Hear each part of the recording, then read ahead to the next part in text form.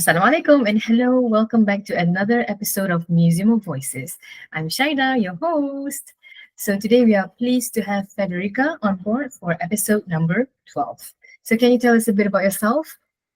Previously, I was abroad, United States and Belgium, working as a researcher in academia, which I don't do anymore. I'm not a researcher. I have published my first novel a year and a half ago, and quite excited because it just came out with a foreign publisher now in the Netherlands. So what more can I tell you about myself? I have a background in computer science and the arts. It's always been technology and music for me, and languages and traveling. I'm a podcaster myself, and happy to be here and to answer more questions. Hopefully, easier than introduce yourself, because that's a very difficult question for me. It is actually because especially for someone who juggles a lot of things, that is actually quite a difficult question. So you were a researcher and you studied computer science, something to do with technology and something to do with music as well. And you're also a podcaster. And um, yeah, I'm really pleased to ask so many questions because you are like doing multiple things at the same time. Um, I really want to know how do you manage to balance like such various roles effectively, and like what strategies do you use to stay organized and focused? It depends how many roles happen at the same time. I have been a musician, I have been a journalist, I have been a researcher, not quite at the same time. They overlapped sometimes. But what I found the hardest in my career, say in academia, but all of them really, is the different roles you have within the same big role, which is you are a researcher, but you have to write papers, work on your PhD thesis, if you're a PhD student. Um, you have to teach sometimes. You go to conferences, you have to prepare for that. You have group meetings. You have to know how to address editors, how to write a review. It's all stuff you need to learn. And these are different roles. Just imagine that of teacher versus you're still a PhD student yourself, or by definition, when you're a researcher, you keep learning all your life. I found that the hardest because when I introduced myself, it was difficult because right now I don't have a full-time job. So I cannot tell you I am what I do. I'm different things. When you are a researcher, for example, you say, I am a researcher, one thing, but nobody quite understands how difficult it is to do all the micro things that are included in there. Yep. And just a quick example that's different from this, just to show you, it applies to everything.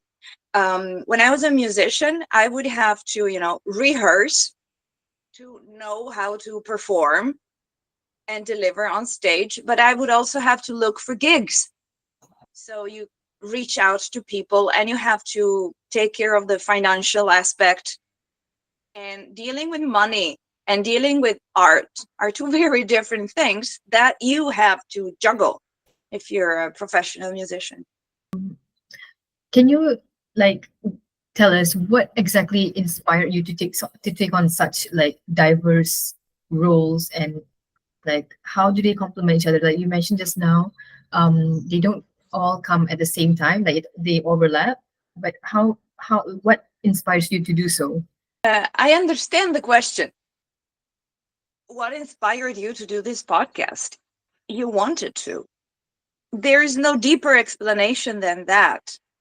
So it's something that you want to do, so you just go for it, because sometimes, right, people have passion but they don't exactly pursue it. And So I don't understand that. No, that's a limitation. Sometimes I think it's a limitation because I always knew I was going to do what I loved in life. Or what was the bloody point? If I don't do what makes me feel alive, what is the bloody point? And I So love that. I love that you mentioned that because I meet a lot of people who have like some sort of passion, but they don't exactly pursue it. Mostly because they don't have enough time, they don't have the financial support to back it up. But they are interested in like opening a cafe, for example, and they would say, "Oh, I don't have enough money to do that. I don't have the energy or time." So people give like reasons, some reasons to not pursue their passion. So what are your thoughts on that? I live in Europe. The places I know best are Europe and North America. So I cannot help it. I'm a first world girl. But at the same time, so I understand that not everyone in the world has this privilege of saying, I have to make something of myself. I will pursue my dreams. But, and it's a big but, I think that this narrative that, you know, every child needs to grow up to do something big with their lives and they want to become so pursuing your passion, maybe like I have always dreamed of being a doctor to help people. I want to become a lawyer to help people. Or nobody ever says I want to become a lawyer to make money, by the way. It's always very romantic. Or I want to become a singer. And typically big things, an astronaut or a football player. I believe that that is a sort of first world delusion because that's not what leads you to happiness. I'm talking about following your passions to realize yourself. And more or less and in different ways, if you allow me to just say it so generally, you can do this wherever you are in the world. It's not this budget and the big dream that fulfill your life and what I'm talking about. In fact, I'm not rich at all, but I've always been free. And as they say, trite as this saying is, freedom has no price. And I've engaged different careers. I've worked hard. I accumulated degrees. So I've been in the system for a very long time. But, at least where I am now in my life, it feels so in line with who I am. I ended up not having a full-time job at the moment. So being free, even in the most banal meaning. So I'm the master of my time. So my passions, I had passions. I didn't have dreams. I've pursued music, languages, traveling, computer science as just my set of passions, just like someone loves to cook and then they love horse riding. It's strange to ask them why these two things. It's just, I don't know. I just like these things. Important thing to clarify because it's not that, you have a goal that is personal, which I find narcissistic. I want to be, I want to go. It's my dream. I have to fulfill myself, realize myself. It's all me, me, me. No, when you pursue your true passions in life, this will always connect you with other people and you will become not ambitious, as in you need to elbow your way to the top. You will create momentum and drag other people in your positive, trajectory uh, of passion. Are there any such examples that you can share with us? I can certainly tell you that at some point in academia, despite working really hard and being focused on the work, I realized that due to circumstances, say I was traveling a lot, so I was connecting with people. It just, things happen, you don't plan them ahead. You find, this has always been true in my life. You always find out what the next step is the step before. Every new step manifests itself as you go. So despite being laser focused on my work, because I was traveling so much, I happened just to hang out with colleagues abroad. I started talking to them, and that led also to my podcast. I was having these very interesting conversations, and even without me realizing it, I was building these connections. Then 2 weeks later, you need something, you call back, and there is a human relationship before it is the professional relationship, because you truly care and like the person. So when you need something for your work, it's like calling a friend, you know, you're friendly, Mhm. you say, hey. um, and I did that so much that after I don't know how long of doing that, I realized, counting connections on LinkedIn or just my daily emails, that I actually had a strong network. I said, I have a network. As a young academician, that's not obvious because your network is normally your supervisor's network. Started to build my own network, and it was worldwide, people from different fields. And it was so enriching because I knew that whatever I needed, it was just a phone call or two away. Because if you don't know someone, if you don't know how to do someone, maybe you know someone who does. And if they don't know, they know someone who does. You're good for anything you may ever need in life if you have a good network. And as I was working on new projects or organizing things or spreading news, etc., I realized that actually this network was my greatest asset. And it was not just, you know, placeholders from which I was squeezing out what I needed for my work. These were people first. I respected them. I liked them because I never liked working with people I don't like. If I have a choice, I don't work with people I don't like. So I really cared for all the people in my network. And I realized so much how that was my greatest asset in my career. So you see, it's the personality, it's caring, it's being outgoing, connecting, um, and the way paid off is not just then practical, but it's really in the support you feel. So it is always a human give and take before it is professional. And it's a competitive field. And I believe this to be true everywhere, unless someone doesn't deserve it because they are being dishonest from the get-go and you see who they are. Always help someone else, share your ideas, lift them up. It's not true that by lifting someone up you go down. So I have always worked hard and I have achieved important achievements in my life. Sorry, achieved achievements, but I have never done so at the expense of someone else. And I don't know. I just believe that this creates the prosperous environment for you to keep thriving, for you to keep growing.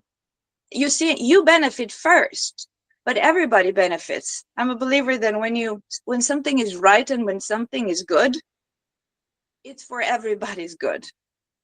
Yeah, because too many people are, yeah, like you said, like being too ambitious, like elbowing other people, like just to be on top. Because for personally, I don't feel like doing that. But when I shared it with some people, they feel like, why don't you feel ambitious? Don't you want to achieve your goals? I would always like stay silent on it because I don't know. I personally, that's not my interest. Yes, yes, yes. People who talk like that are sort of possessed by those ideals, mainstream tendency. So they don't have to justify why. You cannot ask them, why do you want to be so ambitious? But you have to justify because you're not mainstream. So you're weird. Like, why? But it's hard to argue with happy. In a way, I don't have much in this life. I really don't. But I'm so happy because I have what I need and I know what I need. Would I like a swimming pool in the garden? Yeah, but I'm happy anyway. I'm very happy anyway. And to have that swimming pool to make it happen, it would take different steps and so much work and trouble. And I'm so happy, you know. I like the platform I built for myself, the life I have right now, because I'm happy. And if you want to argue with me on, but why are you not ambitious, etc., I can just look at you with a big smile that will be my answer, and you don't argue with happy. You cannot argue with happy. When someone's happy, you cannot tell them, why don't you want more? Why don't, because there needs to be some sort of void to fill, to motivate you to climb up the ladder, to be in the rat race. The rat race does not have an end. We all think, if I do more, if I do more, if I achieve that, when is the end? There is no end price. And we are competing with each other. It's very much a problem of values. And it saddens me to hear actually about all this, let's call them, to be generous, ambitious people. I think they're just myopic. They don't see that they're the first not to truly benefit from that so much, or they're free to do what they want. I mean, free worlds, everyone does what makes them happy. But I found richness, peace, and wisdom and solace in putting people first for real and not just with words, by truly putting people first. Our society, we kind of lost our values due to this ambitiousness. I feel the same thing as well. But when it comes back to like wearing multiple hats, right? Have you ever like faced any particularly challenging situation or any like unique obstacles? Of course, right? But how do you overcome it? Sometimes in my career, when I could tell you, well, I handled it very well because I had the knowledge, the skills, the experience. There are other times where I would quit a job, turn to my supervisor for help, or I could tell you I just went home and cried for 2 days. Legit, that's legit. Also, When you were writing your novel, right? Were you a researcher as well? no, I had quit already. Okay, so that Yes, means you were really just focusing on writing your novel. very much, very much. In fact, I would not have written it had I not had that time. I see. So can you like maybe share with us a bit the process of writing your novel? Like how long did you write it in 1 year? Less. It's a short novel, and here I have both. So this is the Italian version, and you can Mhm. see it's not a thick novel at all. And this is the Dutch version that just came out now for a different publisher in the Netherlands, and same, same, same thing. So it's not like a thick volume, and it took me, I would say, 3 months to write the first draft, and another 3-4 months. Uh, yeah, 4 months, five tops, and then I had to deliver it to edit, to go over it over and over. I can tell you, I knew it by heart, word by word. So I've always found that this is the case. I think many writers will tell you this. It takes so much time to write the first draft Mhm. and 3 times that time to edit. For the same thing So as well. Like writing it is not too long, but editing it is like the difficult part, isn't it? very difficult also because as long as you write, it sort of, yes, comes out of you. But then when you edit, it's a matter of style. It's not always a matter of here's a mistake, yes or no. It's like, do I want to change that word? And you're in a dilemma. You don't know what to do because there's no right or wrong answer most of the time. Sometimes you just let it be, come back the next day, and you have a different idea. So a very important lesson from when you do editing is to know when to stop, because it comes a point when you start making it worse, right? So maybe you can tell us a little bit more about your novel. Sure. The novel is called In the Heart of Tuscia, and Tuscia is the name of the region where I live right now in Italy. And it's inspired from my own personal experiences. My writing style has always been better when I write in first person. So the main character is a young woman who moves to this land here and meets someone who kind of drags her out of her shell because she was very, you know, withdrawn. But it's not just a process of getting to know the man and getting to trust the man. Why I like this book, and I don't call it a romance, the point is not that there's a man and a woman and they know each other and there's something between them. The point is that through meeting this man, it's as if she learns to open up to life itself. She expands her world, and she learns to trust life via this man, that takes her by the hand almost, to visit different places in this land. Every chapter is called like a different place around here. And so the novel is this itinerary. Let's say it's a travel book where they go and visit places that he knows because he's lived here all his life, but she sees for the first time. So there is this sense of marvel and discovery. And at the same time, there is this relationship between them, where we always hear and see her voice and emotions and growth, in fact. And at the there's a tattoo involved, and at the end, without giving any spoiler, there is, let's put it this way, because it's a value that's close to my heart. That's why I say gratitude is a very important sentiment that she has. So let's say when something ends, even if it's not over yet, but like, everything in life oscillates, goes up and down. If you're wise, which at the end of the day, I think the protagonist here is, instead of, or actually, besides being sad, because you cannot help being sad when something ends, that's normal, but you were also grateful because you realize that you are enriched, that you have been changed, that you have lived something great, nice memories. And so instead of being just sad or angry or resentful or having a sense of failure, despair, purposelessness because yet another cycle in life came to an end, you actually feel gratitude. And this is the, you want just think, the thing that triumphs at the end of the book. I think, it's so sad that we are running out of time. Anything else you would like to say to our listeners before we wrap up? Maybe you want to give your Yes, I would social? like. Well, I count on you to publish all the links there.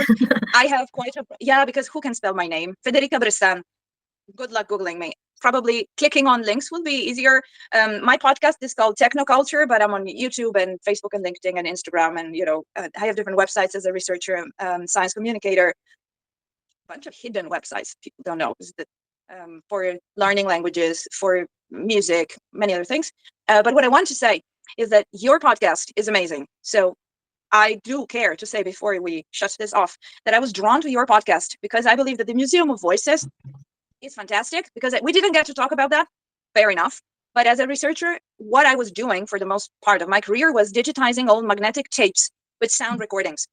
So I'm all for sound, I'm all for voices, and I'm passionate about music and sound, and I'm still amazed by the technology for sound recording and playback, so that when I had the privilege of listening to tapes recorded decades and decades ago, voices of people who had died already, it's just another place, another time. That's no short of magic, and it gives you goosebumps because someone's voice is so human and it's so personal. So to want to preserve not just voices, but the stories, of course. You didn't ask me to read the telephone book, but to talk. And it's horrible to think I will be remembered like this. I may be remembered like. Anyway, the idea of the podcast comes, even if you told me it's not true, I wouldn't believe you. It has to come from such a place of love for humanity, humans, and life. So all my thumbs up to you. It's an amazing idea. I wish you success. I understand I'm just number 12. I hope to follow you until it's number 1200. Oh, I hope that I will reach that number if I'm still passionate about it. I hope I'm still passionate about it. Please pray that I will always continuously this project, because I think maybe we can catch up another time. We will wrap this podcast. Thank you so much for coming on to this humble podcast on this episode. I hope everybody enjoys listening to us, and catch you in the next episode. Bye. Ciao. All right. Okay.